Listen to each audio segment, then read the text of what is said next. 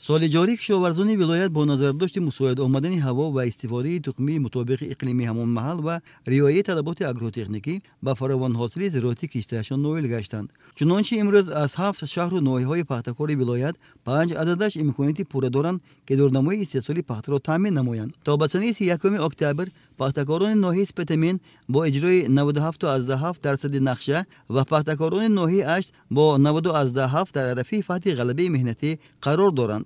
البته بارشات به عمل آمده صورت چینش را خیلی خلل‌دار ساخت، ولی روز گذشته پختکاران به جمع آوری حاصل آغاز کردند.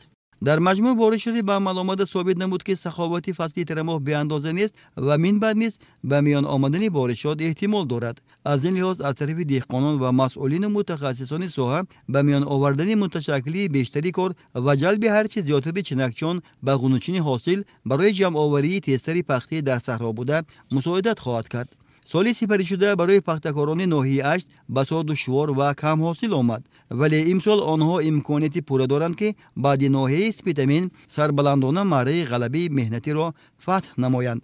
تا به امروز در حدود خواجگاه جماعت‌های ناحیه 12560 تن پخته جمع آوری کرده شده، آن 90.7% نقشه را تشکیل می‌دهد. خواجگاه‌داران عزم دارند که با مساعد آمدن هوا روزهای نزدیک از غلبه مهنتی مژده رسانند. الحال دورنمای استحصال پخته را جماعت‌های 8 با جمع‌آوری 1100 تن، آریون با 1150 تن، افتخار 1600 تن و مهرآباد 608 تن پخته اجرا کرده. جماعت‌های آشابه، پانغاز و شادابه نیز عزم دارند که در بالا برداشتن خرمن طلای سفید ناحیه سهمگزار باشند. در ناحیه 8 آشابه از کلانترین جماعت‌های پختکار محسوب یافته بیش از 6000 تن نقشه استحصالی پخته و 488 عدد خواجگاه خوردی پختکار دارد. سال جاری کشاورزان ناحیه 8 پرمحصول مهنت نموده در میدان 6292 گکتار کشتی پخته گذراندند که در این کار 8 جماعت‌های دهات ناحیه سهم گذاشتند. نسبت به سال 2024 زیاده از 5000 تن زیادتر پخته استحصال کرده شده است. همزمان در ناحیه 3 کارگاه قبول و کارکرد پخته فعالیت داشته در برابر مبلغ گذاری ساحه در ذخیره کردن پخته تخمی سهم گذاری میکند.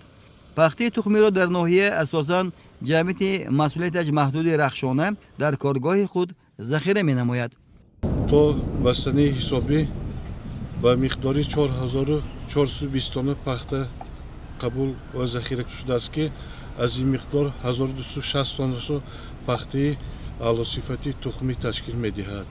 از آن جمله نوعهایی که وزارت کشاورزی جمهوری تاجیکستان داده است لیما و نوعهای دوستی سینزیان، از آن جمله از طرف راهبریت ولایت که از جمهوری ازبکستان چیکیتی تخمی وارد کرده شد، نمنگان 77 و اس 8290 ذخیره کرده شده است. در مجموع نیمه اولی ماه نوامبر کشاورزان اکثر ناحیه‌های پختکار امکاناتی پوره دارند که نقشه استحصال پخته را اجرا نمایند. برای این متشکلی بیشتری کار، جلب هرچه زیادتر چنکچان به پخته‌زار و مساعد آمدن هوا مهم ارزیابی می‌گردد.